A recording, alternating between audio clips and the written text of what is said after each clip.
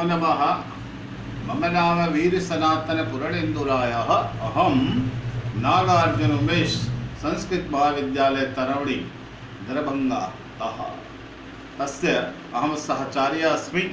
साहित्य विषय अस्ति। इदानीम् अहम शास्त्री प्रतिष्ठा प्रथम खंडस्य क्लांसा अस्ति।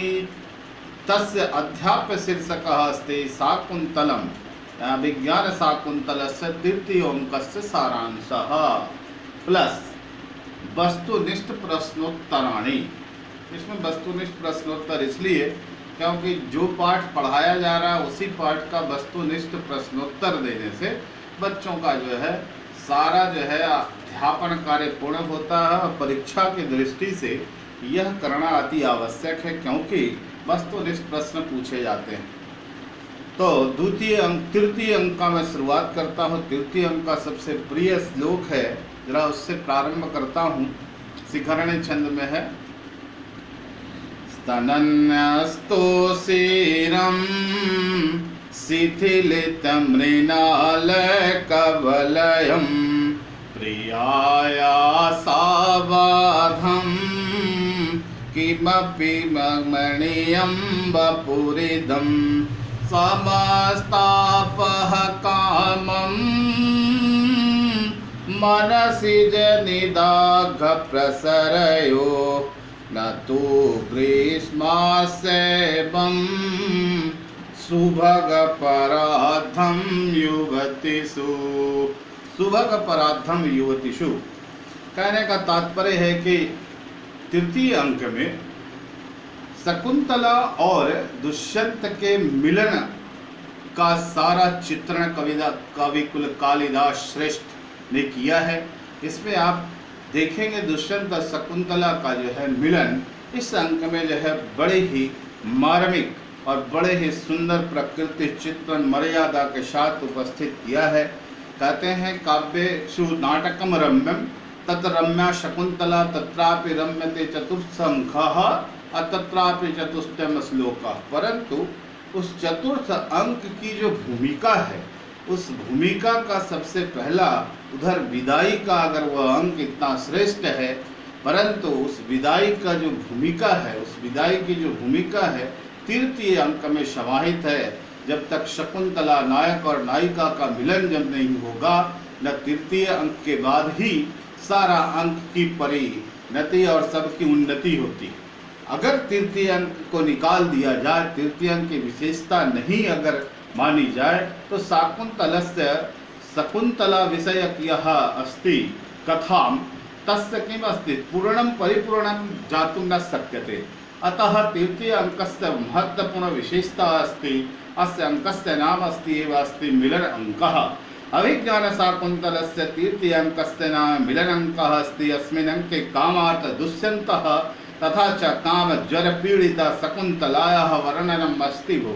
प्रारंभे आश्रम प्रवेश पश्चात् कुशहस्तो यजमान शिष्यः प्रविश्य राज्ञो दुष्यन्तस्य तपोवन प्रवेशात् निरुपलम्ब निखिलं यज्ञ कर्म संवृत्तमेति स गौरवं तस्य शौर्य प्रतापतिशयं च वर्णयति विस्कम्भके।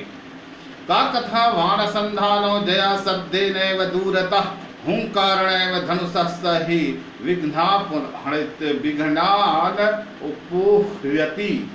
कहते हैं कि दुष्यंत के वान के संधान से ही समस्त जीव जो है सुरक्षित है।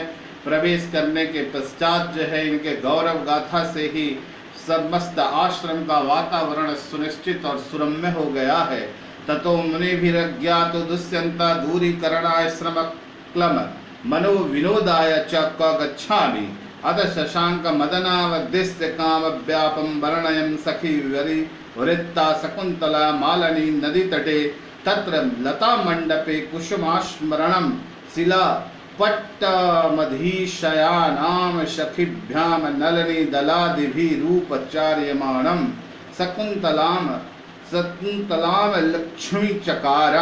इदानीं पश्यतु यहाँ पे मालिनी नदी के तट पे एक लता मंडप बनाया गया है। उस लता मंडप में शकुंतला काम पीड़ा से पीड़ित है। प्रियंवदा और अनुसुईया दोनों सहेली से वो अपनी पीड़ा को बताती है इस पीड़ा को बताने के क्रम में जो है वो कहती है कि जब से मेरे आश्रम में दुष्यंत का प्रवेश हुआ है, उस पुरुष का प्रवेश जो हुआ है, मैं काम से पीड़ित सी हो गई हूँ।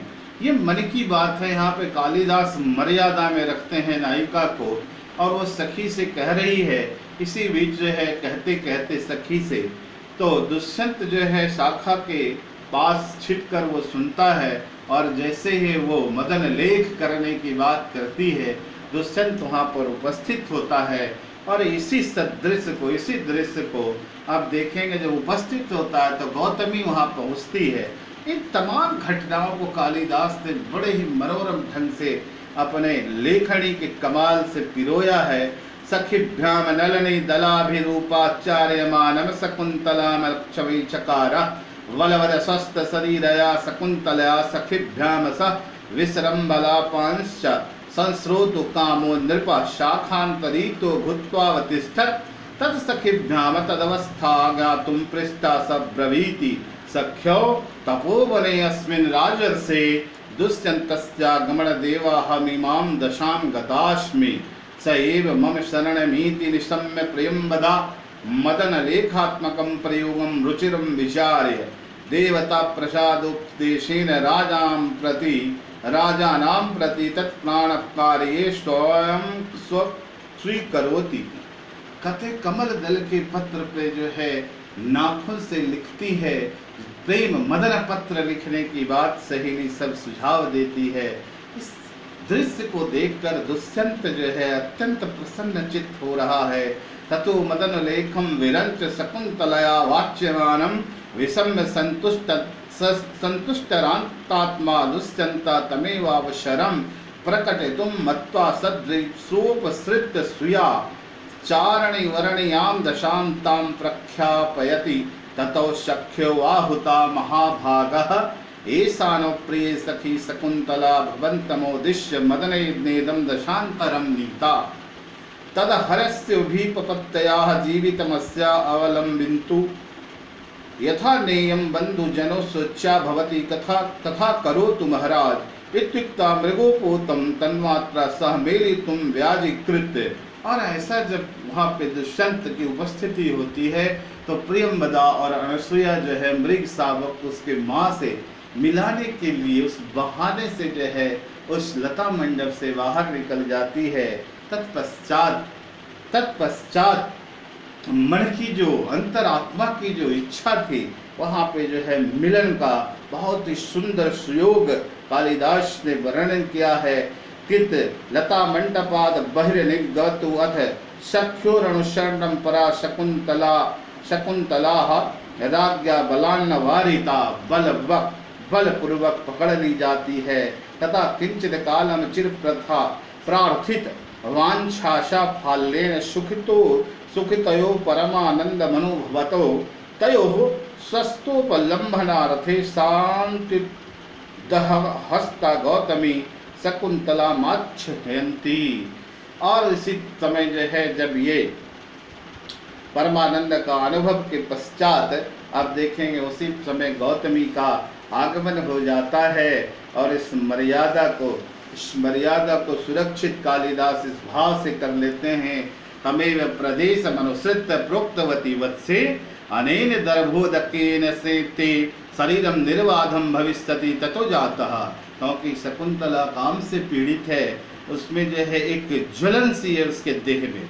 ऐसी कहते हैं कि काम पीड़ा को समाप्त करने के लिए एक दर्भोदकेन एक पदार्थ है, दर्भ का जो उदक पानी है, परिणतो दिविषाशा इसको लगा के आराम मिल सकता है।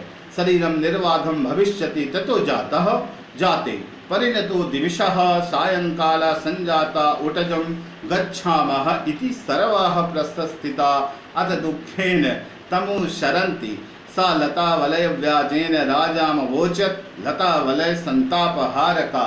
अभी जब दुष्यंत जो है उस लता मंडप में बिखड़ी हुई वो कमल वलय का वो जो है चूड़ी आमंत्रे त्वां पुनः परिभोगाय एवं सापदेशं राजान मुक्त्वा निर्ययो तेनाति खिन्न मना राजा तत्रैव प्रेयसी वृहित स्थलाद स्मारम अस्मारम कथम चिदतिवाह्य प्रिया परिभुक्त मुक्ति लता मंडपे मुहूर्त स्थित्वा विसन्न सन सवन कर्म व्यापृतानां मृषीणाम निशाचर भयवराणात् भयावरणा यागात् सत्यवसरे दुष्यंतो गांधर्व विवाह विधिनः गांधर्व विवाह के द्वारा शकुंतला मुद्बाह्य तथा साकं किंचित कालमस्ति बाह्य ऋषिभिर अनुज्ञाता स्वाम राजधानीं जिग मिशन तस्यै स्वनामंकित भंगलुइकम अप्रदाय प्रवोचत प्रिय अंगुलिकम अंगुली यानी कि अंगूठी दे दिया प्रवोचत प्रिय अत्र प्रत्यहमेककम मदीयम नामाक्षरम गणनीयम यावदन्तं गच्छति तावत् मामान्ता पुरप्राकः कश्चन विश्वतो जनः तव समीप उपैस्यति तयेव मास्यवस्य हस्तिनापुरं चचाला। ये जो है तृतीय अंक का जो है सारांश है। इस सारांश में सिर्फ मिलन को कालिदास ने जो है प्रकाशित करने का प्रयास किया है। मिलन हो जाने के पश्चात इस अंक में मिलन करना अत्यावश्यक था, तभी मिलन के पश्चात संयोग सृष्टि और इस सृष्टि के बाद जो आप देखेंगे चतुर्थ अंक में विदा करने की बात होती है। और उसमें जो चतुर्थ अंकस्थ विशिष्ट क्यों है, कण्व के द्वारा जो 14 श्लोक बुलवाए गए हैं कालिदास ने जो है कण्व वन के जो लिखा है बोला है, इस को जो है पूरा विश्व स्वीकार करता है किस प्रकार से बेटी की विदाई किस प्रकार से होती है। तृतीय अंक में मिलन अंक है जिसमें जो है अब शकुंतला जो है दुष्यंत की हो चुकी है, ऐसा जो है स्पष्ट हो चुका है। तृतीय अंक से एतस्य सारांशः अस्ति। इसको आप लोग इसको देखेंगे छात्रों। इदानीम अभिज्ञान शाकुंतलस्य इत्यस्य वस्तुनिष्ठ प्रश्नोत्तराणि सन्ति। त्रयोदश प्रश्नोत्तराणि सन्ति। दुर्लभ प्रश्नोत्तराणि किम किम भविष्यति एव तस्य उपरि अहं प्रकाशं दास्यामि। दुष्यन्त शकुन्तलयोः विवाहः कीदृशः? गान्धर्व विवाहः अस्ति। इन्द्रस्य सारथिकः मातले अभिज्ञान शाकुन्तले कयोरसयोर्पूर्व सम्मेलनं विद्यते श्रृंगार करुणयोः। दुष्यन्तस्य प्रेमिका का अस्ति? वसुमतिः। अभिज्ञान शाकुन्तले अभिज्ञान शब्दस्य संकेतग्रह कस्मिन्नस्ति? अंगुलीयके। त्र्यम्बकस्य सहचरी अस्ति शकुन्तलायाः। गान्धर्वेण विवाहेन बह्व्यो राजर्षि कन्यकाः श्रूयन्ते परिणीतास्ताः पितृभिश्चानुमोदिताः। उक्तरीयं कस्यास्ति इति अभिज्ञान शाकुन्तले दुष्यन्तस्य उक्तिः अस्ति। तृतीयोऽङ्कः स कथितवान् यया ते पत्नी का आसीत् शर्मिष्ठा आसीत्। अभिज्ञान शाकुन्तले पुत्र कृतकः श्यामा मुष्टि परिवर्धिकः कः मृगः अस्ति। ओदकान्तं विस्निग्धो जनो अनु गन्तव्यः कस्य मुक्तिः अस्ति।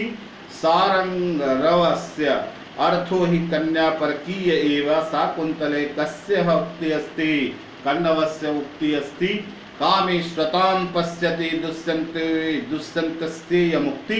शाकुन्तलस्य कस्मिन् अंके विद्यते? द्वितीय अंके विद्यते। अगण्डोपरि पिटकः संवृत्तः कस्य उक्तिं? द्वितीय अंके विदूषकः माधवस्य उक्ति अस्ति। नमो नमः पुनर्मिलामः। अस्य क्लांशः इदानीमेव समाप्तं कर्तुम् इच्छामि, कारणं समयः न जातः।